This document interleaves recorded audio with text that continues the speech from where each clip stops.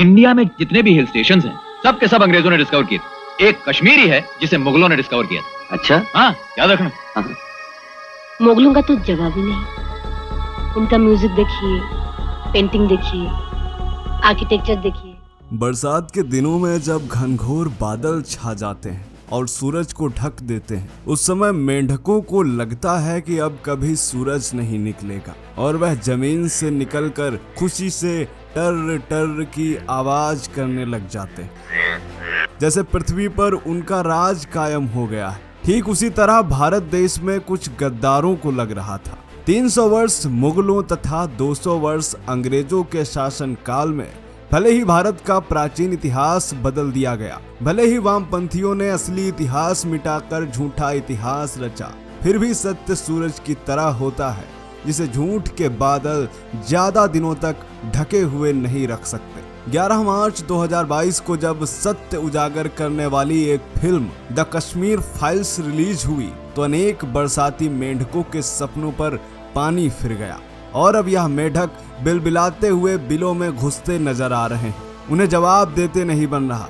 अरुंधति राय, निवेदिता मेनन, बरखा दत्त आदि तमाम राजनेता, पत्रकार, बॉलीवुड हस्तियों का भांडा फूट गया है। आज तक यह किस तरह झूठा नैरेटिव सेट करते आए हैं पूरी दुनिया को पता चल गया है। कश्मीर को लेकर निवेदिता मेनन का जेएनयू में दिया गया भाषण, बिट्टा कराटे का इंटरव्यू सोशल मीडिया पर खूब घूम रहा है। साथ ही 1982 की एक फिल्म बेमिसाल का एक सीन भी वायरल हो रहा है जिसमें मशहूर बॉलीवुड एक्टर अमिताभ बच्चन कह रहे हैं कि भारत के सभी हिल स्टेशन को अंग्रेजों ने डिस्कवर किया, एक कश्मीर ही है जिसे मुगलों ने डिस्कवर किया। द कश्मीर फाइल्स देखकर अमिताभ बच्चन को भी कोई जवाब नहीं सूझा। उन्होंने सीमित शब्दों में ट्वीट किया कि आज हम वो जान पा रहे हैं जिसे हम तब नहीं जानते थे। इस ट्वीट के जरिए वह खुद को छुपाने का प्रयास कर रहे हैं। मित्रों, इस फिल्म के डायलॉग राही मासूम रजा ने लिखे। अब आप अच्छे से यह समझ पा रहे होंगे कि देश आजाद होने के बाद से लेकर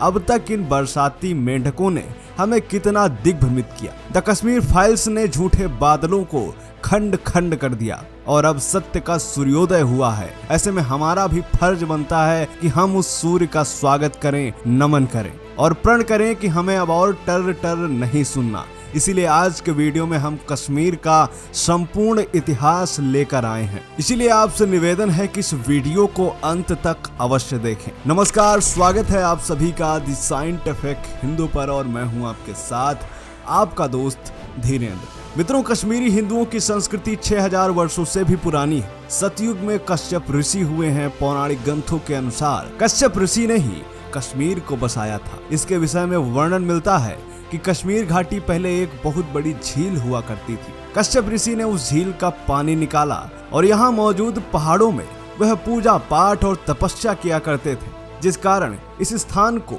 कश्यप मेरु अथवा कश्मेरु भी कहा गया। धीरे धीरे इसका नाम कश्मीर हो गया। कश्यप ऋषि ने जो पानी यहाँ से निकाला वह बहकर मध्य एशिया में एक बड़ी झील बनी। उसे भी कश्यप ऋषि के नाम से कश्यप सागर कहा गया। कालांतर में यह नाम बदलकर कैस्पियन सागर हो गया। कैस्पियन सागर उत्तर पूर्वी एशिया में स्थित है, जिसकी सीमा तुर्कमेनिस्तान, अजरबैजान, रूस, ईरान आदि देशों से मिलती है। इस कैस्पियन सागर से लेकर कश्मीर तक ऋषि कश्यप का राज था। वह कश्मीर के निर्माता तो थे ही, साथ ही वहाँ के प्रथम राजा भी थे। कश्मीर को उन्होंने सुंदर मनोरम स्थल बनाया। कश्यप ऋषि की एक पत्नी कद्रू के गर्भ से नागों की उत्पत्ति हुई, जिनमें से प्रमुख नाग थे अनंत, वासुकी, तक्षक, कारकोटक, पदम, महापदम, शंख, कुमिक। इन्हीं से नागवंश की स्थापना हुई और आज भी कश्मीर में इन नागों के नाम पर स्थान भी हैं, जैसे अनंत नाग,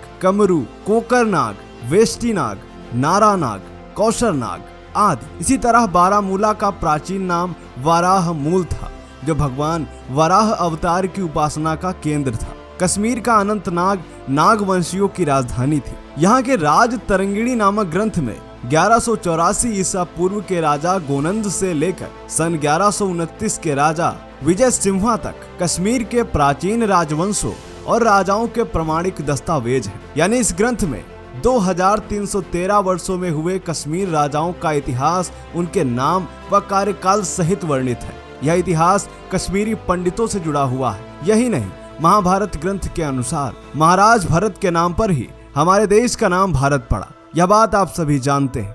प्राचीन काल में यह भारत देश 16 महाजनपदों में विभक्त था। वर्तमान कश्मीर 16 महाजनपदों में से गांधार, कंबोज व कुरु का हिस्सा है। इसलिए जो लोग यह कहते हैं कि कश्मीर भारत का हिस्सा कभी था ही नहीं, वह एक अलग रियासत थी, वह सरासर सफेद झूठ बोलते हैं। क्योंकि नीलम पुराण, महाभारत, राजतरंगिणी नामक ग्रंथों में स्पष्ट रूप से यह वर्णन है कि कश्मीर भारत का एक प्रमुख राज्य रहा है। वर्तमान में एक काशी बनारस में है। लेकिन आपको जानकर हैरानी होगी कि लोक मान्यताओं में कश्मीर को ही काशी माना गया है, क्योंकि प्राचीन समय में शिक्षा का केंद्र काशी हुआ करता था और कश्मीर वर्तमान काशी से भी प्राचीन शिक्षा का सबसे बड़ा केंद्र था। यहाँ आदि शंकराचार्य सहित तमाम ऋषियों ने तपस्या की, बहुत से धर्म ग्रंथ लिखे। आज हम मनोरंजन के लिए फिल्म तथा नाटक देखते हैं, वह नाट्य शास्त्र यही कश्मीर में लिखा गया, यही पंचतंत्र की कहानियां लिखी गई। परंतु यह सारा इतिहास हिंदू संस्कृति विरोधियों ने छुपा दिया और हमें यह बताते रहे कि कश्मीर भारत का हिस्सा ही नहीं है और न ही कभी था। भारत ने तो जबरदस्ती कब्जा कर रखा है। मित्रों, जैसा कि आप सभी जानते हैं कि प्राचीन भारत मध्य एशिया तक फैला हुआ था, परंतु धीरे धीरे कई देश टूटकर विभक्त हुए। तीसरी शताब्दी में सम्राट अशोक ने कश्मीर में बौद्ध धर्म का प्रसार किया। बाद में कनिष्क ने इनकी जड़ें और गहरी की। छठी शताब्दी के आरंभ में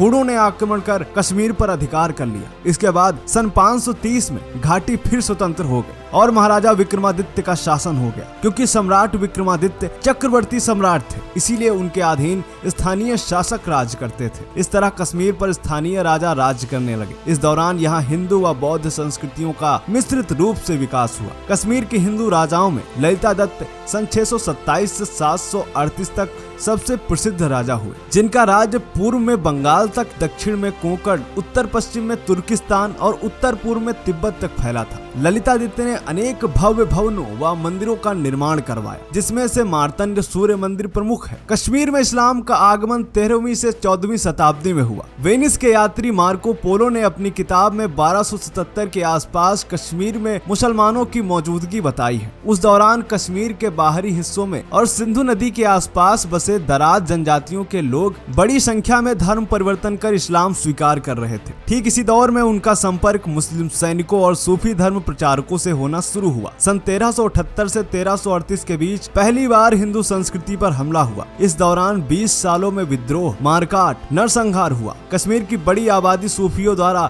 मुसलमानों में कन्वर्ट की जा चुकी थी। ऐसे में वह मुसलमान हिंदू मंदिर व मूर्तियों को नष्ट करने लगे एवं हिंदुओं को जबरन मुसलमान बनाने लगे। इस दौर में जिन लोगों ने इस्लाम को नहीं स्वीकार किया, उन्हें मार दिया गया। बामजई सहित कई इतिहासकारों ने इस महत्वपूर्ण प्रकरण का विस्तार पूर्वक वर्णन किया, जिसमें कहा गया है कि तुर्किस्तान से एक बुलबुल शाह नामक सूफी आया, जिसका इतिहासकारों ने अलग अलग नामों से वर्णन किया है, जिनमें से सैयद सरफुद्दीन, सैयद अब्दुल रहमान आदि हैं। बामजई ने एक स्थान पर इसका नाम बिलाल शाह भी बताया है। बताया जाता है कि जिस समय यहाँ कश्मीर आया, उस समय कश्मीर पर सहदेव नामक राजा का शासन था। इतिहासकारों के अनुसार वह एक कमजोर शासक थे। प्रधानमंत्री व सेनापति ही शासन चला रहे थे। सेनापति रामचंद्र की सुंदर व मेधावी बेटी भी पिता को काम में मदद करती थी। इसी दौरान तिब्बत से भागा हुआ एक राजकुमार जिसका नाम रिंचन था, कुछ 100 सशस्त्र सैनिकों के साथ कश्मीर पहुंचा। रिंचन के पिता तिब्बती राज परिवार व कालमान्य भूटियाओं के बीच छिड़े गृह युद्ध में मारे जा चुके थे। रिंचन अपनी जान बचाकर जोजिला दर्रे के रास्ते कश्मीर भाग आया। रामचंद्र ने